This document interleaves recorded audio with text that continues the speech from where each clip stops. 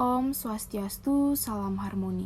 Perkenalkan, nama saya Shannon Yunis Gretchen Valeri dengan NIM 21170111004 selaku perwakilan dari kelompok 10 untuk menjelaskan mengenai materi industrialisasi pendidikan.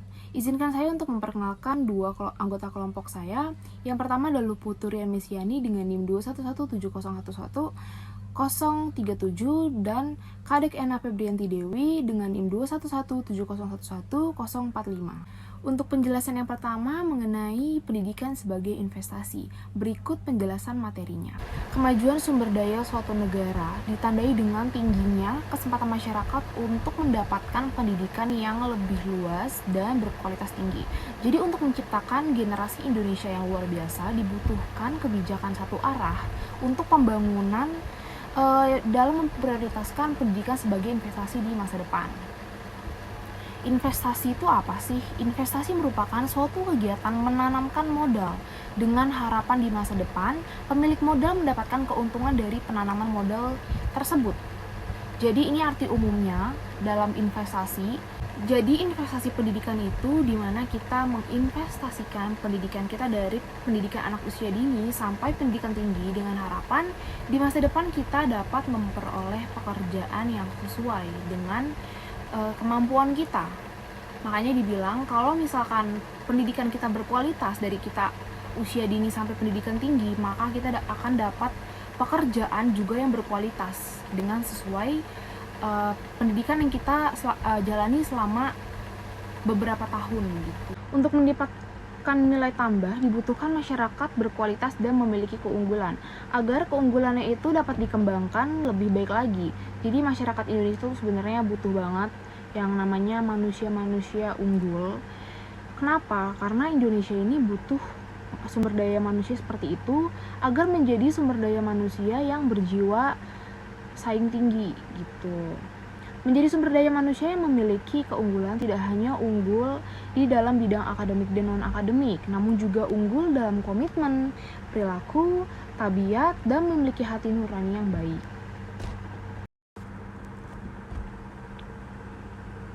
Jadi di sini saya akan menyebutkan 4 kebijakan pembangunan untuk membuat program pendidikan di Indonesia berjalan dengan baik. Yang pertama ada arah dan substansi pendidikan yang jelas. Yang kedua keunggulan manusia sebagai investasi masa depan. Yang ketiga redesign pendidikan di Indonesia. Dan yang keempat pendidikan untuk semua anak bangsa termasuk pendidikan anak usia dini.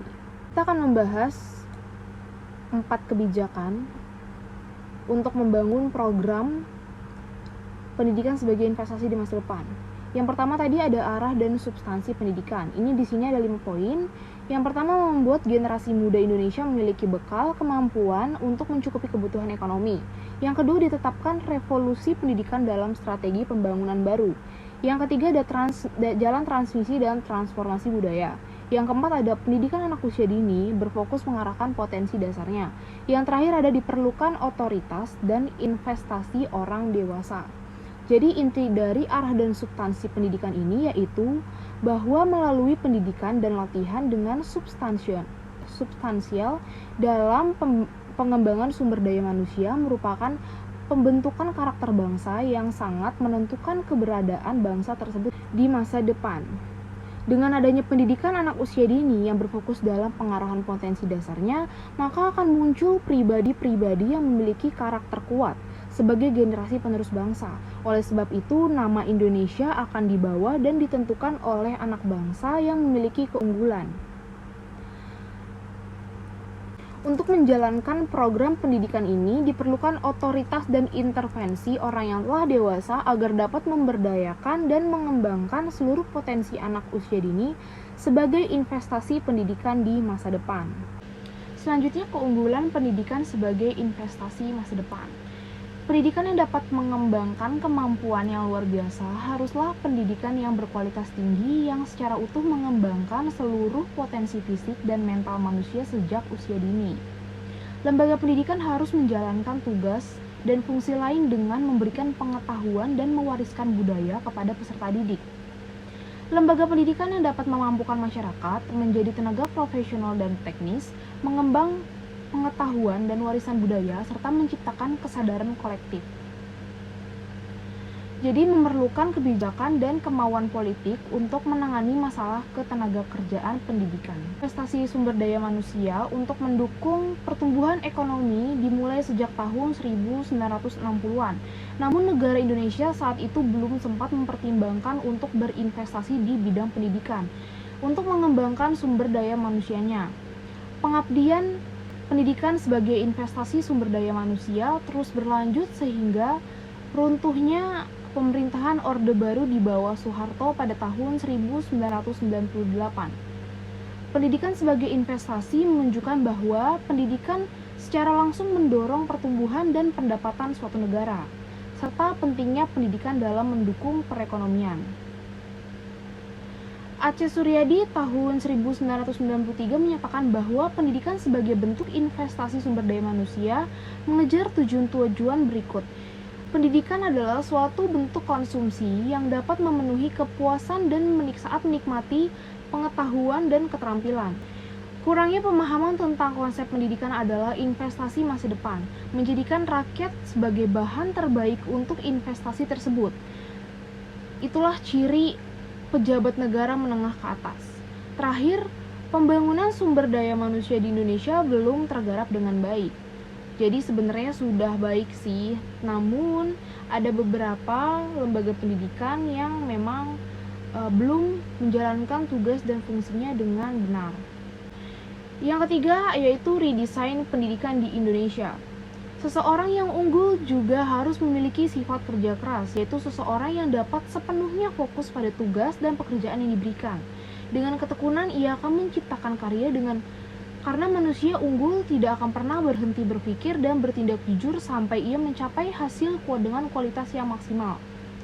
Hanya dengan ketekunan dan kegigihan, karya tersebut akan dihasilkan dengan kualitas yang sangat baik. Ketekunan berarti dia bekerja dengan ulet untuk membuat karya yang berkualitas. Ia tidak mudah putus asa sebelum karya tersebut jadi. Ia akan terus mencari dan mencari sehingga mendapatkan hasil yang memuaskan. Oleh karena itu, pendidikan harus didesain kembali ke arah menghasilkan manusia yang unggul, cerdas, jujur, rajin, ulet, mau bekerja keras, kreatif, dan berinovasi. Sebagian orang yang tidak mungkin, sebagaimana diuraikan di atas, yang harus dilakukan secara berkelanjutan sejak usia dini hingga akhir hayat. Pendidikan harus dimulai dari lingkungan keluarga, dari masyarakat, yaitu pendidikan non-formal, formal, dan non-formal. Yang keempat adalah pendidikan untuk semua anak bangsa termasuk anak usia dini. Pendidikan merupakan hak dasar yang harus diterima oleh setiap warga negara, mau di Indonesia ataupun di luar negeri. Konstitusi menetapkan bahwa negara memiliki kewajiban untuk mendidik semua warganya melalui pendidikan. Pendidikan sebagai investasi menciptakan peluang bagi semua warga negara, mulai dari pendidikan anak usia dini sampai pendidikan tinggi. Oleh karena itu, negara harus menyediakan pendidikan untuk semua kelompok umur, termasuk anak-anak, penyandang cacat, masyarakat kecil, masyarakat terpencil, perempuan, dan anak-anak dengan bakat khusus. Wacana pendidikan sebagai hak dasar semua warga negara memang menarik untuk dibahas, tapi kenyataannya masih banyak warga negara yang tidak dapat menikmati haknya atau belum untuk menikmati haknya, yaitu hak untuk mendapatkan pendidikan. Berkaitan dengan hal tersebut, UNESCO pada tahun 2001 melaporkan bahwa sekitar 100 juta anak usia sekolah dari total sekitar 300 juta anak usia sekolah tidak mendapatkan kesempatan pendidikan. Tak kurang dari 60% diantaranya adalah perempuan. Perkenalkan, nama saya Luputuran Mesyani dengan NIM 211701137. Nah, di sini saya akan memaparkan materi yang kedua mengenai pemasaran jasa pendidikan. Nah, kita akan bahas satu persatu apa saja sih bagian dari pemasaran jasa pendidikan. Yang pertama dari pengertian pemasaran. Apa sih pengertian pemasaran itu? Nah, pengertian dari pemasaran itu merupakan sebuah proses manajemen yang dilakukan dengan tujuan untuk menganalisis, mengantisipasi, meningkatkan hubungan, dan memuaskan pelanggan. Nah, di dalam pemasaran tersebut memiliki fungsi, di mana fungsi tersebut merupakan fungsi organisasi dan interaksi yang bertujuan untuk mengkomunikasikan, membuat, menyampaikan nilai kepada asosiasi dan stakeholder. Nah, Untuk selanjutnya, kita akan membahas mengenai pengertian pemasaran menurut para ahli. Yang pertama dari Phil Coulter yang menyatakan bahwa pemasaran merupakan suatu aktivitas sosial dan sebuah pengaturan yang dilakukan oleh perorangan maupun sekelompok orang dengan tujuan untuk mendapatkan tujuan mereka dengan jalan membuat produk dan menukarkannya dengan besaran nominal tertentu kepada pihak lain. Kemudian yang kedua, menurut ahli dari William J. Stanton yang menyatakan bahwa pemasaran tersebut adalah kegiatan bisnis yang dilakukan secara keseluruhan yang bertujuan untuk merencanakan, menentukan harga barang, mempromosikan dan mendistribusikan barang dan jasa kepada konsumen, serta memberikan kepuasan kepada konsumen. Nah, kemudian yang ketiga ada menurut Boyd Walker dan Larese. Pemasaran berdasarkan para ahli tersebut adalah suatu perencanaan implementasi, koordinasi, dan suatu pengendalian program pemasaran yang terdiri dari kebijakan produk, harga, promosi, dan distribusi dari produk, jasa, dan ide yang ditawarkan untuk menciptakan pertukaran manfaat dengan pasar sasaran dalam upaya pencapaian tujuan organisasi. Nah, kemudian setelah kita mengetahui ini pengertian pemasaran, nah terdapat perbedaan definisi pemasaran secara sosial dan secara manajerial. Nah, menurut apa yang saya pahami bahwa definisi secara sosial yaitu masyarakat yang memainkan peran pemasaran. Peran pemasaran yang disampaikan oleh seorang pemasar adalah memperoleh hasil standar hidup yang lebih tinggi. Pemasaran juga memiliki pengertian secara sosial yang sesuai dengan tujuan hidup kita, yaitu sebuah proses sosial yang dilakukan baik secara individual maupun kelompok untuk mendapatkan apa yang dibutuhkan oleh mereka, serta memenuhi kebutuhan yang dengan cara menciptakan, menawarkan, dan secara bebas dapat menukarkan produk dan jasa. Nah, kemudian ada definisi pemasaran secara manajerial, yaitu pemasaran yang digambarkan seni menjual produk. Nah, sehingga tujuan dari pemasaran jasa pendidikan adalah kemampuan dari jasa pendidikan dalam memahami pelanggan serta mengetahui bagaimana jasa pendidikan itu cocok dengan pelanggan dan mampu dalam menjual dirinya sendiri. Kemudian, setelah kita mengetahui pengertian dari pemasaran, kita beranjak menuju pengertian jasa. Nah, apa sih jasa itu? Kita tuh sering mendengar kata jasa. Nah, sekarang aku jelasin apa itu pengertian jasa. Pengertian jasa adalah sebuah kegiatan yang dilakukan sulit. Mengapa bisa dikatakan sulit? Karena jasa itu memiliki banyak pengertian dan ruang lingkupnya. Dari yang pertama, memiliki arti yang paling sederhana terlebih dahulu. Jasa adalah berupa pelayanan yang dilakukan dari satu orang kepada orang lain, di mana jasa juga sebuah pelayanan yang diberikan oleh manusia dengan sarana pendukung yang sesuai dengan kegiatan jasa dan kegiatan lainnya. Manusia dalam artian bisa dilihat dan dirasakan, seperti itu. Nah, di mana lembaga yang bergerak di bidang jasa adalah pendidikan, di mana jasa pendidikan berperan penting dalam mewujudkan pemberian pelayanan kepada masyarakat atau pelanggan dalam bentuk pendidikan dengan kualitas yang dimiliki, yaitu dalam meningkatkan kualitas sumber daya manusia, yaitu siswanya. Nah, jasa pada dasarnya memiliki banyak arti, mulai dari kata jasa atau servis dan pelayanan pribadi atau personal service, dengan pengertian lain jasa sebagai produk, seperti itu. Nah, setelah kita mengetahui pengertian pemasaran, jasa, nah sekarang kita akan mengetahui pengertian dari pendidikan. Kita tuh sering mengatakan pendidikan sekolah dasar atau pendidikan yang lainnya gitu. Nah, tapi kadang-kadang kita tuh tidak mengetahui apa sih pengertian pendidikan itu. Nah, sekarang aku jelasin. Pendidikan itu adalah produk yang di bidang jasa yang dapat memenuhi kebutuhan masyarakat dengan bentuk yang tidak terwujud atau berwujud dengan pemenuhan dengan menggunakan atau tidak menggunakan produk fisik.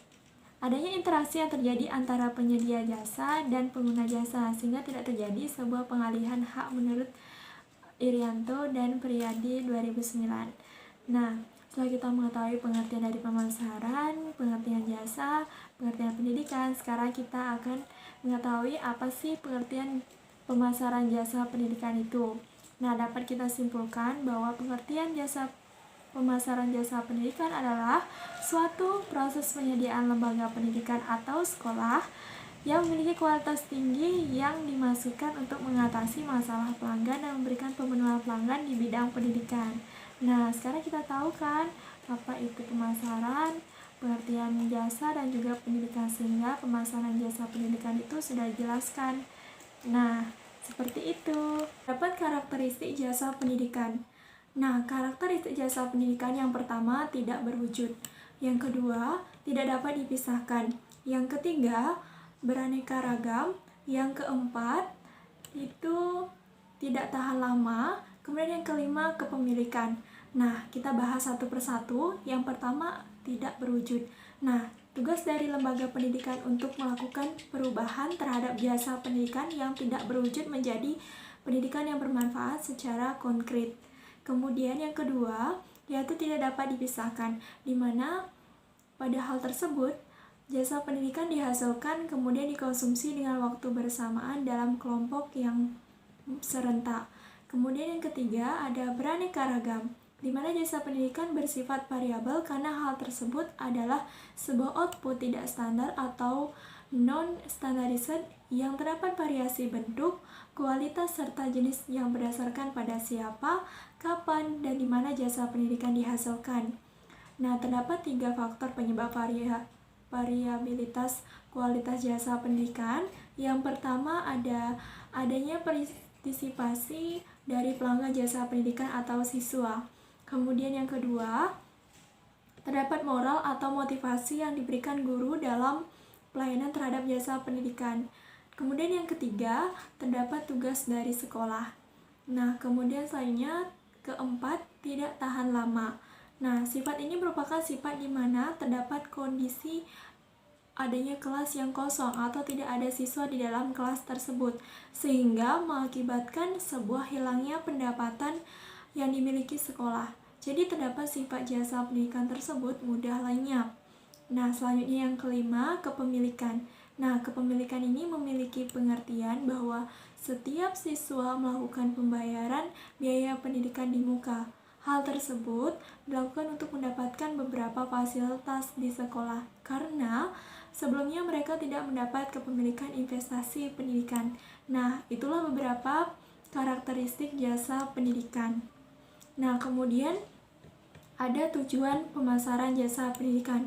Nah, terdapat beberapa tujuan utama pemasaran jasa pendidikan dari para ahli bernama Coulter dan Fox yang ditulis di dalam bukunya David Wijaya, yang terdiri dari pertama, untuk memenuhi misi sekolah dengan tingkat keberhasilan yang besar. Kemudian yang kedua, dapat menumbuhkan kepuasan pelanggan jasa pendidikan. Kemudian yang ketiga, menumbuhkan rasa ketertarikan terhadap sumber daya pendidikan. Kemudian yang terakhir, menumbuhkan efisiensi pada aktivitas pemasaran jasa pendidikan.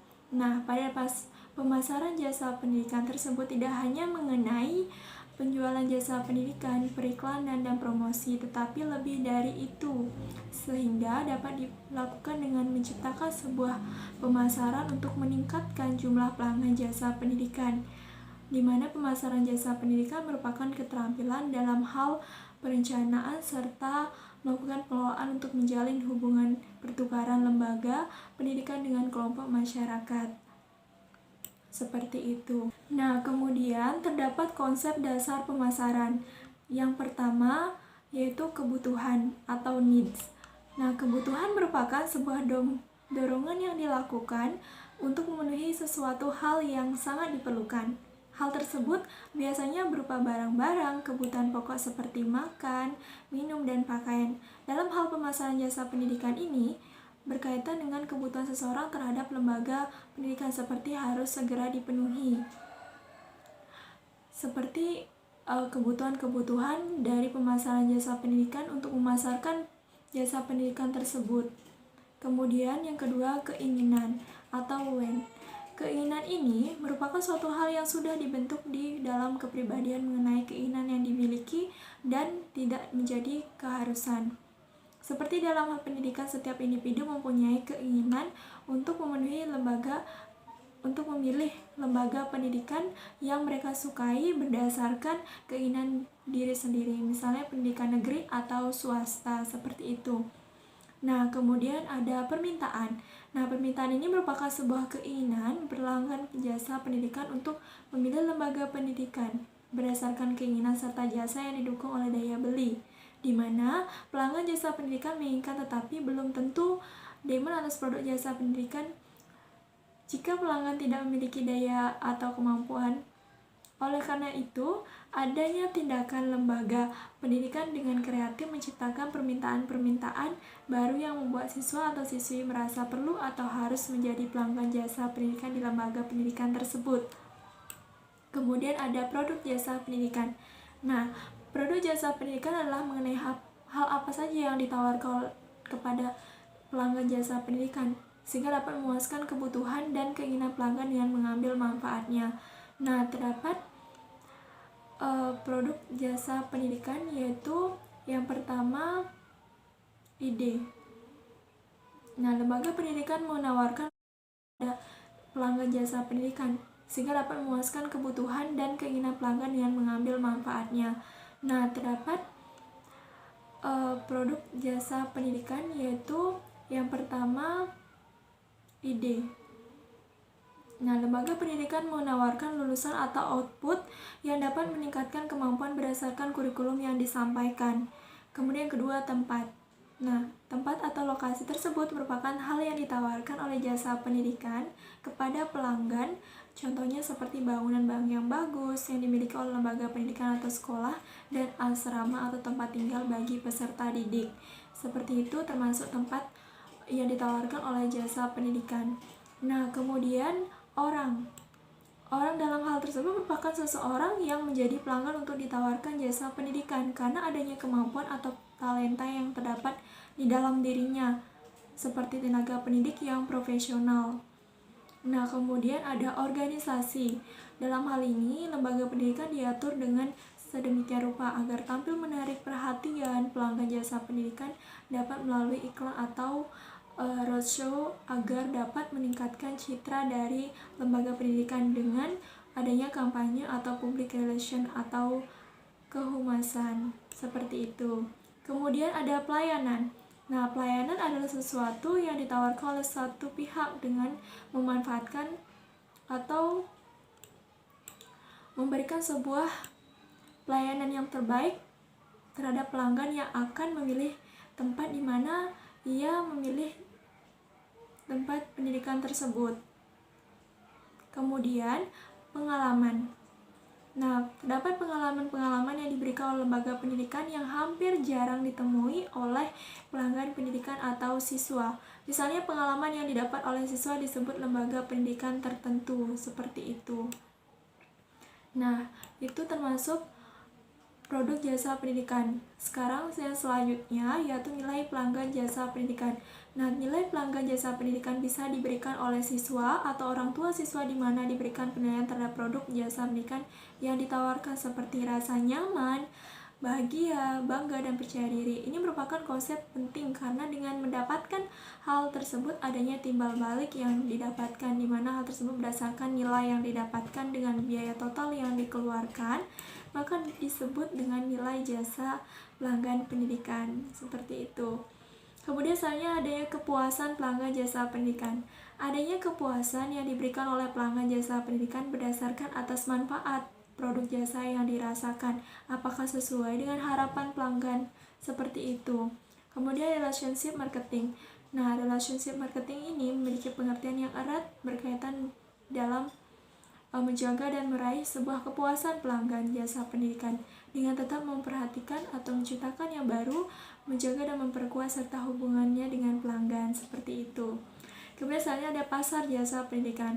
Nah, pasar jasa pendidikan adalah seseorang yang menjadi calon pelanggan jasa pendidikan, di mana untuk memenuhi keinginan dan kebutuhan terhadap sebuah lembaga pendidikan dengan memuaskan hal tersebut, maka ia bergabung pada lembaga pendidikan tersebut. sehingga perlu adanya peningkatan keaktifan secara kreatif menciptakan permintaan kepada pelanggan yang baru dan tidak hanya berdasarkan pelanggan yang sudah ada, seperti itu. Jadi, itulah bagian-bagian dari konsep dasar pemasaran. Dan terdapat strategi pemimpin dalam pemasaran jasa pendidikan. Nah, terdapat macam-macam strategi yang digunakan dalam pemasaran jasa pendidikan. Yang pertama ada segmentasi pasar jasa pendidikan.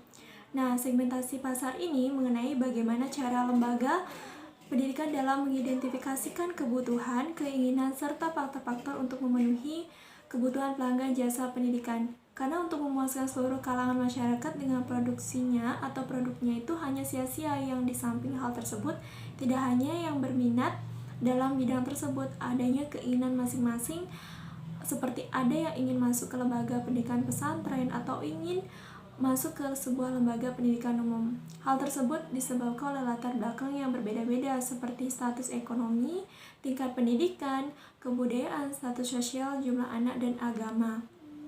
Nah, terdapat 3 macam strategi pendekatan jasa pendidikan dan dapat dipilih oleh pemimpin pendidikan, yang terdiri dari pendekatan pemasaran jasa pendidikan tanpa pembelaan atau tanpa diferensiasi. Nah, strategi pendidikan yang dilakukan tidak berfokus hanya pada satu kelompok atau beberapa kelompok, melainkan bersifat massal dengan teknik pemasaran juga dilakukan secara massal, seperti periklanan melalui surat kabar, radio, televisi, dan lain-lain. Kemudian yang kedua, pendekatan pemasaran jasa pendidikan dengan pembedaan atau diferensiasi. Nah, di mana pada pendekatan ini, pendidikan mengidentifikasikan kelompok-kelompok pelanggan jasa pendidikan dengan membagi menjadi 2 kelompok atau lebih.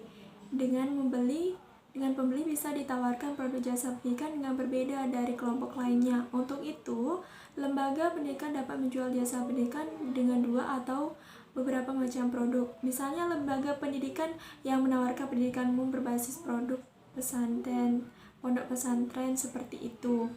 Nah, kemudian ada pendekatan pemasaran jasa pendidikan terkonsentrasi. Nah, untuk strategi tersebut dipusatkan kepada satu atau beberapa pelanggan jasa pendidikan. Hal tersebut karena ketidakberhasilan dalam melayani kelompok pelanggan jasa pendidikan, sehingga hanya fokus pada satu kelompok saja dengan pelanggan yang paling banyak berminat terhadap lembaga pendidikan yang bersangkutan. Nah, itu saja strategi dari pemimpin pendidikan.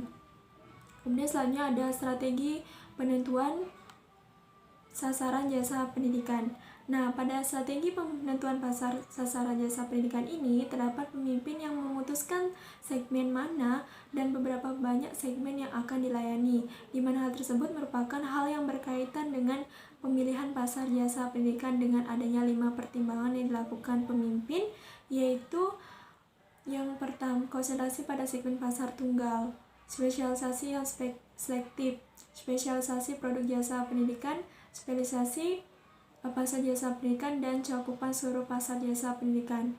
Kemudian ada strategi penentuan posisi jasa pendidikan. Nah, penentuan posisi jasa pendidikan adalah penentuan posisi yang dilakukan oleh lembaga pendidikan dengan menciptakan satu anggapan atau kesan tertentu sehingga bisa diingat oleh pelanggan. Maka dengan adanya hal tersebut, pelanggan jasa pendidikan dapat memahami dan menghargai apa yang dilakukan oleh organisasi yang berkaitan dengan kompetitor, seperti itu. Kemudian ada strategi bawaan pemasaran jasa pendidikan atau marketing mix. Pada strategi, pemimpin diharuskan untuk mengetahui bagaimana cara mempertahankan keunggulan kompetitif dengan melalui bauran pemasaran jasa pendidikan yang dilakukan. Dengan terdapat unsur-unsur utama dalam strategi jasa pendidikan dikenal dengan sebutan 4P, yaitu produk atau produk jasa pendidikan, place, tempat atau metode penyampaian, price atau harga jasa pendidikan, dan selanjutnya ada promotion atau promosi jasa pendidikan. Tetapi pemasaran tersebut hanya untuk produk, sedangkan untuk sektor jasa terbatas dan penyediaan kerangka pemikiran pemimpin dalam pemasaran dan strategi pemasaran. Nah, oleh karena itu, seorang ahli bernama James dan Phillips menyatakan 3P menjadi tambahan dan pemasaran jasa pendidikan, antara lain people atau orang atau tenaga pendidik, dan kependidikan. P physical evidence atau bukti fisik jasa pendidikan, dan proses atau proses jasa pendidikan. Seperti itu strategi pemimpin dalam pemasaran jasa pendidikan. Manajemen pengelolaan jasa pendidikan. Istilah manajemen dan pengelolaan dapat diartikan sama, yaitu proses melakukan sesuatu dengan memanfaatkan sumber daya secara efektif guna mencapai tujuan yang telah ditetapkan. Sedangkan jasa pendidikan dapat diartikan sebagai suatu produk yang tidak berwujud diperuntukkan bagi peserta didik untuk meningkatkan kualitas dan juga keterampilan peserta didik menjadi lebih baik dari sebelumnya. Maka dari itu, manajemen pengelolaan jasa pendidikan dapat diartikan sebagai suatu aktivitas yang meliputi kegiatan memanfaatkan segala sumber daya secara efektif untuk mencapai tujuan, yaitu meningkatkan kualitas pendidikan dan juga menciptakan sumber daya manusia yang berkualitas. Sama seperti bidang jasa lainnya, jasa pendidikan juga perlu dilakukan manajemen. Manajemen ini dilakukan untuk memperhatikan sumber daya, baik itu sumber daya manusia, sumber daya finansial, dan lainnya, supaya dapat dimanfaatkan secara efektif dan efisien untuk mencapai tujuan yang telah ditentukan. George R. Terry, dalam Principle of Management, beliau membagi fungsi manajemen menjadi 4, yaitu perencanaan, pengorganisasian, pengawasan, dan juga evaluasi. Dari keempat fungsi manajemen tersebut dapat digunakan dalam manajemen pengelolaan jasa pendidikan. Yang pertama ada perencanaan. Perencanaan merupakan tahap awal dalam manajemen. Seperti di bidang jasa lainnya, jasa pendidikan juga memerlukan adanya perencanaan. Dalam jasa pendidikan, perencanaan dapat dilakukan atau diawali dengan pembuatan gedung atau tempat untuk proses pembelajaran, seperti sekolah, yayasan, maupun bimbingan belajar yang akan digunakan oleh peserta didik nantinya. Dalam pembuatan gedung atau tempat belajar tersebut pasti memerlukan adanya dana. Maka dari itu, pencarian dana dapat dimasukkan dalam tahap perencanaan. Nah, dana bisa didapatkan dari dana pribadi, sumbangan, maupun dari pemerintah. Selain pencarian dana, maka pemilihan lokasi yang tepat juga sangat diperlukan. Hal ini dapat dilakukan dengan mengambil pertimbangan AMDAL, kondisi masyarakat, dan kondisi lingkungan sekitar tempat belajar. Hal ini dipertimbangkan mengingat nantinya tempat tersebut akan digunakan oleh peserta didik yang mayoritas adalah anak-anak, sehingga sangat diperlukan untuk menjaga keselamatan pengguna, yaitu peserta didik. Setelah pendirian gedung atau tempat belajar tersebut jadi, maka selanjutnya adalah pendirian fasilitas kelengkapan lainnya yang digunakan untuk menunjang proses pembelajaran yang akan dilakukan oleh peserta didik nantinya. Yang kedua, ada pengorganisasian. Dalam pengorganisasian lebih mengutamakan bagaimana mengelola fasilitas yang telah disediakan sebelumnya. Nah, tahap awal dari pengorganisasian ini adalah membuat program kerja yang sesuai dengan sistem pendidikan. Nah, fungsi dari program kerja ini adalah menjadi pedoman kerja bagi organisasi tersebut, baik itu sekolah, yayasan, maupun bimbingan belajar untuk mencapai tujuan yang telah ditetapkan. Setelah itu dilanjutkan dengan pencarian atau penerimaan staf dan tenaga pendidik yang akan bekerja di bidang jasa pendidikan. Jika semua komponen dalam pengorganisasian sudah lengkap, maka selanjutnya kegiatan atau proses belajar mengajar siap dilakukan. Diawali dengan penerimaan peserta didik yang nantinya akan menggunakan jasa pendidikan tersebut. Untuk penerimaan peserta didik diawali dengan sosialisasi kepada masyarakat tentang sekolah, yayasan, ataupun bimbingan belajar itu sendiri. Nah, sosialisasi ini dapat digunakan sebagai ajang promosi kepada masyarakat untuk menggunakan jasa pendidikan yang telah disediakan.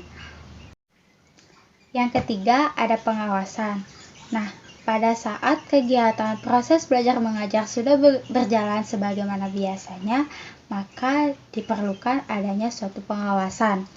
Nah, pengawasan merupakan kegiatan pokok dalam manajemen yang bertujuan untuk supaya semua kegiatan yang telah dilakukan berjalan sesuai dengan rencana yang telah dibuat sebelumnya. Nah, pengawasan dalam bidang jasa pendidikan ini dapat dilakukan oleh misalnya pemilik sekolah, pemilik yayasan, maupun pemilik bimbingan belajar itu sendiri. Nah, dalam tahap pengawasan perlu dilakukan adanya pelaporan. Beberapa hal yang dapat dilakukan pelaporan adalah seperti kondisi sekolah, baik itu fasilitas dan lainnya, kondisi siswa, kinerja para staf dan tenaga pendidik, administrasi, dan lain sebagainya. Nah, tahap pelaporan ini diperlukan untuk semisal nanti ada masalah dapat diatasi dengan sesegera mungkin. Dan yang keempat ada evaluasi. Nah, dari hasil laporan pengawasan sebelumnya dapat diambil suatu penilaian yang disebut dengan evaluasi. Evaluasi dilakukan dengan tujuan untuk mengetahui kegiatan-kegiatan apa saja yang belum dapat dilaksanakan serta masalah-masalah apa yang dihadapi sehingga dapat menyiapkan suatu strategi untuk mengantisipasi dan mengatasi masalah tersebut. Evaluasi juga dilakukan dengan tujuan untuk mengetahui sudah sejauh mana tujuan yang telah ditetapkan tercapai. Evaluasi ini dapat dikatakan bersifat dimensional karena evaluasi bukan hanya untuk mengevaluasi kejadian sebelumnya atau masalah-masalah sebelumnya, kan tetapi dapat juga digunakan untuk memperkirakan tentang apa yang akan terjadi di masa yang akan datang. Sekian penjelasan dari kelompok kami mengenai industrialisasi pendidikan. Semoga materi yang kami sampaikan dapat bermanfaat bagi kita semua, dan apabila ada kesalahan kata, kami mohon maaf. Kami tutup dengan Parama Santi. Om Santi Santi Santi Om. Terima kasih.